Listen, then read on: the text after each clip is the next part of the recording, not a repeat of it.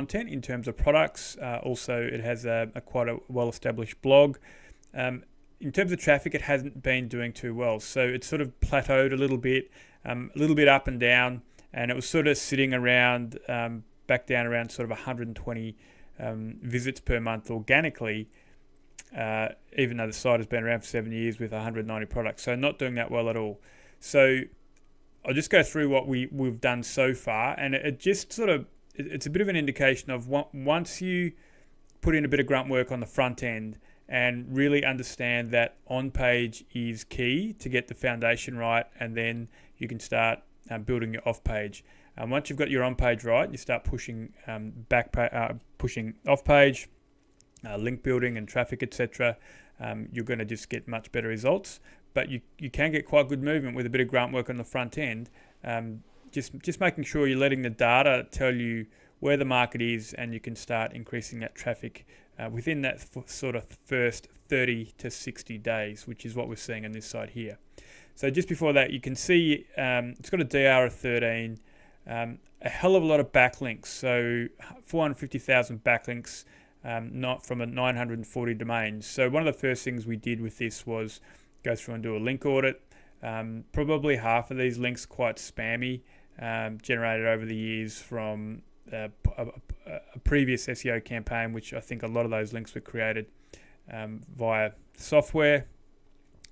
So we've gone through, done the link detox, then gone through and actually manually checked every single domain. And while that can be tiring and pretty dull sort of work, it's worth doing, because there were a few links in there that when we looked at them, they'd be identified as toxic links when they actually weren't. So important to do that. When you've got tens of thousands of links, obviously it's a different story. But for this domain, we thought it was worth to go through them manually once we actually had our detox organized. And then here you can just see some green. So we're coming from a low base, but from within the last.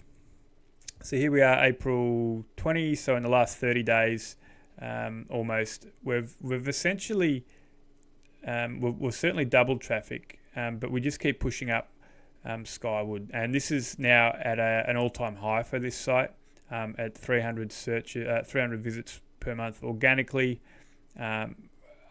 over the entire 7 years. So as well as disavowing our backlinks, which, a lot of those probably wouldn't have kicked in yet anyway, we went and processed a solid on-page strategy. So very simple stuff, making sure our homepage meta was organized, our homepage SEO title and our H tags, and then importantly, quite detailed schema, really telling Google what the store's about, what any sort of qualifications the store owner has, because it is in the education niche, so that's important, and then really built that out with in a quite detailed way. Then we have heavily focused on collection pages. Once you can get that relevancy and build that depth of collection pages, and you make sure you really focus on that optimization there, it pushes through to your product pages, and that's what we're starting to see now. So a lot of this growth we're seeing here is actually collection pages starting to rank. And again, simple stuff, SEO titles, descriptions, and content. So we like to add content below the product grid. On Shopify, we've got an app we use to do that, or you can use a page builder and build out that content to make sure it's relevant and it's competitive. So do your competitor analysis to see where what your competitors are doing. And certainly in this space, in the education space, they did have a lot of content on their category pages or collection pages if they were using Shopify. Then full-blown image optimization, so simple stuff, file names, alt tags, all the basic stuff you need to look at. But you just can't miss this stuff. It's easy to make it an oversight and think it doesn't matter. But once you get all your ducks in a row, you see this sort of thing start to happen where you'll get increases in traffic quite quickly just from getting that basic stuff done. Schema, we've made sure collection pages, product pages, all our schema options are built out correctly. No errors.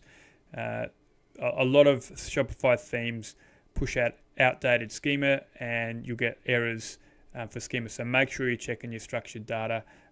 We've got a couple of apps that we like to use to do that.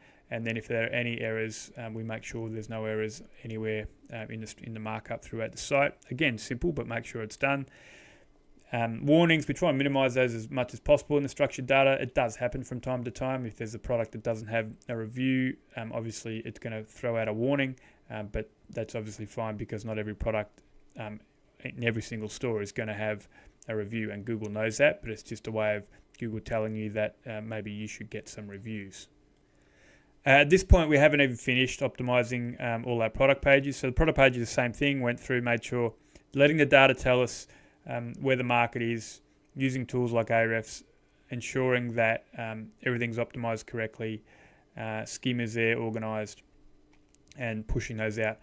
We haven't done any link building or offsite yet to this site, short of making sure that existing social profiles are linked up correctly, and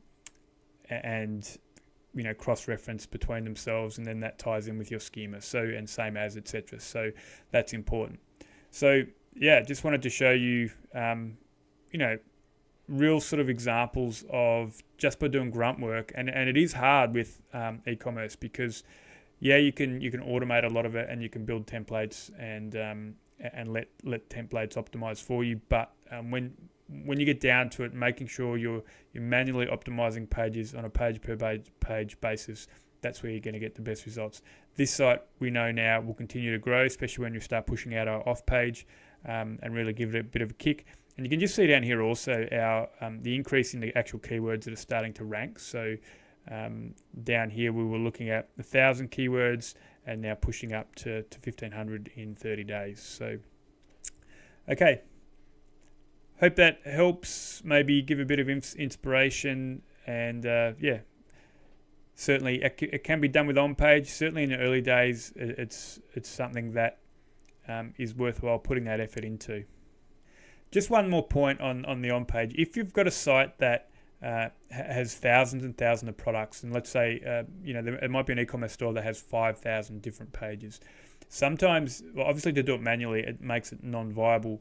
But if you're going to go down that path, and it might take you a year to do that process, then it's fine to work in stages. So you can optimize some categories and then all those products in those categories, and start your off-page to those categories and collections. You can link to the homepage, etc. And you can do it step by step and just build that process over time. You don't have to get your on-page 100% before you start your off-page, but you should have at least some sort of foundation in place. Okay, just thought I'd throw that in there.